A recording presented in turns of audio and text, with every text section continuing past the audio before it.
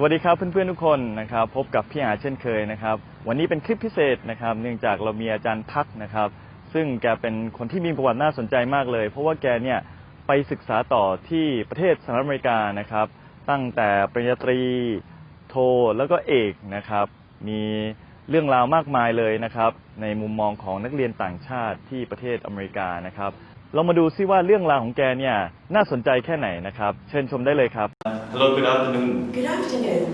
So, you teacher Pak and you a lecturer at Ratchathani University. Correct. You just came back from US about 3 months ago. Yes, that was in May, so In May. 4 months now. 4 months now. So I came back during the lockdown actually. During the lockdown. Yeah, so the US is already on, like Thailand's already on lockdown, but I think it's in the alleviation process. I think during my quarantine for 14 days, they were like Thai China was coming out. They're trying to see if people would use the app, and there was a phase one of the unlock basically during that time. And you were in US for 12 years, which is a very long time. Yes, I was in the US for a very long time. Very long time. That's very interesting. You probably get a lot of experience from living in US. And why did you choose to go to US to study? Okay, so I first received a scholarship from the Thai government, and the scholarship was basically let me choose which country I would go, and I personally choose the US, United States of America, because they have a different education system. The system there is when you go to the undergrad, you don't declare the major right away, you have option to explore. And that's why even though I knew what I wanted to be, I want to keep my option open. You face any difficulties or struggling with trying to adjust yourself first when you in the first few months or first few years? Yeah, so the first year I would say that very critical.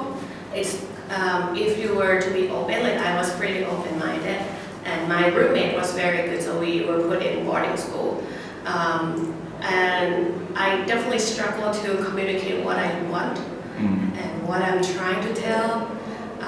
But I was willing to open and ask them to help me finding those words. So I would describe things, might not be exactly what I want. Sometimes I run to the dictionary to find a certain words. Any interesting, exciting, or even embarrassing experience during the first few years in terms of like communicating with the locals? Or?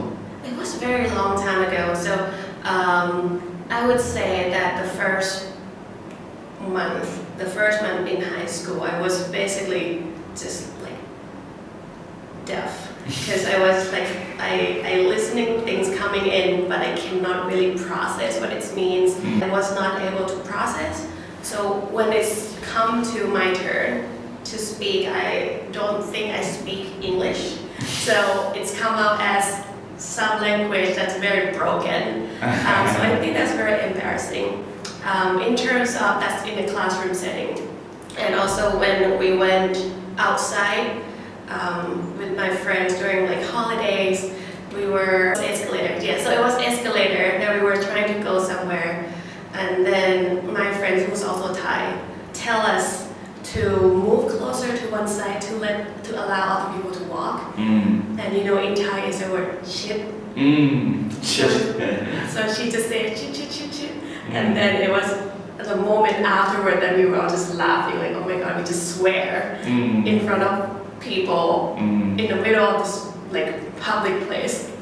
So that was pretty embarrassing. I see. How's the US culture compared to Thai culture in your point of view?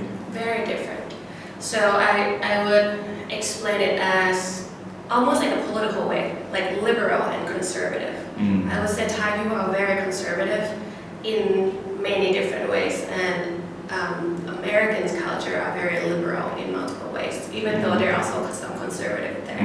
What do you like the most about the culture, the people, fashion over there? I would say food culture.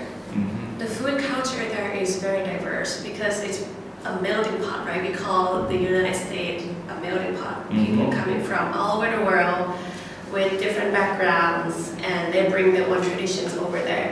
So the food scene is very diverse. There's Mexican food, Spanish food, Thai food, obviously Korean food, Ethiopian food, like a lot of things that you never think you would have tried in Thailand. I tried a lot of things over there that I don't think it exists here, like Moroccan food. So I think that's one thing I really love, and I miss a lot.